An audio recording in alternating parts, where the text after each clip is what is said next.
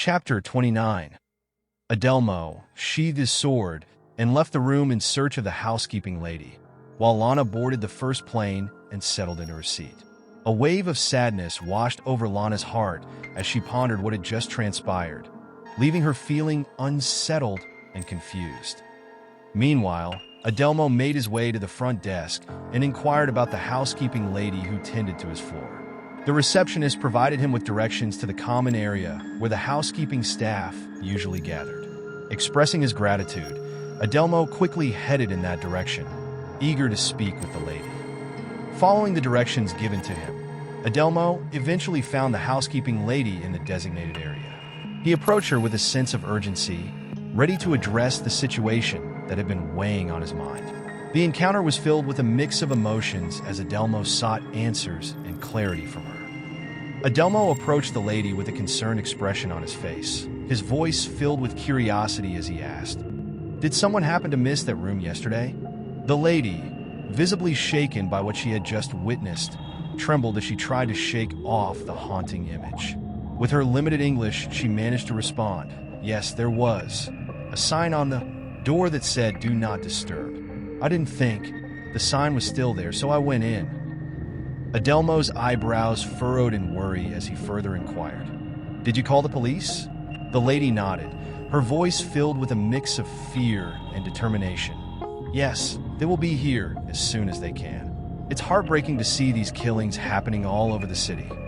Adelmo's face softened with empathy as he reassured the lady. "All right, thank you for your time. And hey, everything will be all right." He offered her a comforting smile, hoping to alleviate some of the fear that had gripped her. As he exited the hotel, he embarked on a leisurely stroll only to be met with a gruesome sight. Lifeless bodies strewn across the ground, their limbs torn apart, blood staining the pavement, and organs scattered around. Undeterred, he continued down the street, only to spot a group of zombies in the distance, moving in a coordinated manner that suggests a sinister purpose.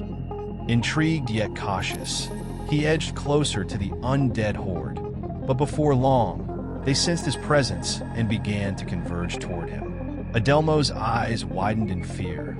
His heart pounded in his chest as he swiftly drew his sword, ready to defend himself against the impending threat. The situation escalated as one of the zombies let out a chilling call for reinforcements, prompting more of the undead to emerge from the shadows and join the growing horde. Adelmo found himself outnumbered and surrounded, with his only option being to stand his ground and prepare for a battle against the relentless creatures closing in on him.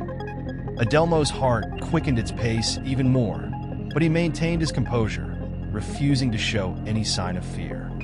Meanwhile, Lana experienced her first plane ride and felt her heart race with worry as she knew Adelmo was in danger.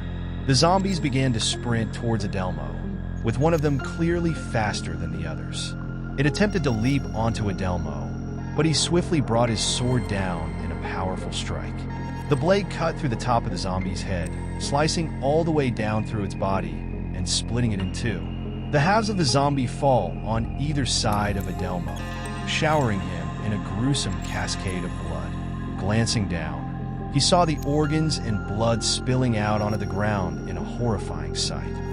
Surveying the chaotic scene, he carefully assessed both sides, his eyes darting back and forth as he tried to determine which group of adversaries would reach him first. The urgency of the situation made it impossible to discern, so he instinctively chooses the left side and swiftly propels himself towards them. As he closed in on his targets, he gradually decelerated, ensuring he maintained control over his speed. With a firm grip on his blade, he initiated a series of powerful swings, deftly maneuvering the weapon so that its tip points towards the ground. Moving in a fluid motion, he skillfully executed a figure-8 pattern, methodically advancing towards the encroaching zombies.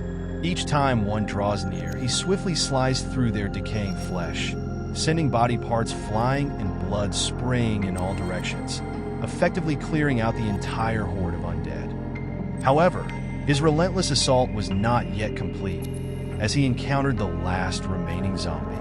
This lone creature, disoriented and stumbling over a fallen comrade, desperately attempted to regain its footing. Without hesitation, Adelmo delivered a swift and decisive downward swing, his blade finding its mark at the center of the zombie's head. The force of the blow splits the skull in half, causing the lifeless body to collapse to the ground. In the aftermath, he witnessed the grotesque sight of deteriorated brain matter oozing from the shattered cranium, mingled with the gushing blood that pools onto the ground. Lana's heart continues to race with concern for Adelmo's well-being as they announced the boarding of the plane. Time seemed to be slipping away quickly, but she couldn't contain her excitement at the thought of being reunited with Adelmo and confirming his safety. As Lana settled into her seat on the plane, she took a moment to observe the other passengers around her. Among them, she notices a few individuals who appear to be grayed out, causing her to furrow her brow in confusion. Rubbing her eyes in disbelief, Lana tried to make sense of what she had just seen, chalking it up to her eyes were playing tricks on her. Despite the unsettling sight, she took a deep breath and tried to relax, clinging onto the hope that everything would turn out all right in the end. Adelmo whirls around, his eyes widening in alarm as he spots another group of zombies rapidly approaching him. Despite his efforts to calm his racing heart, the undead creatures are dangerously close. With determination etched on his face, he grips his blade tightly, poised for the impending confrontation. As the zombies drew closer, Adelmo braced himself, ready to strike at the opportune moment. With a defiant shout, "Come and get me, vermin!" he challenged the approaching horde, daring them to come closer. His voice echoed through the desolate landscape, a stark contrast to the eerie silence that surrounded them.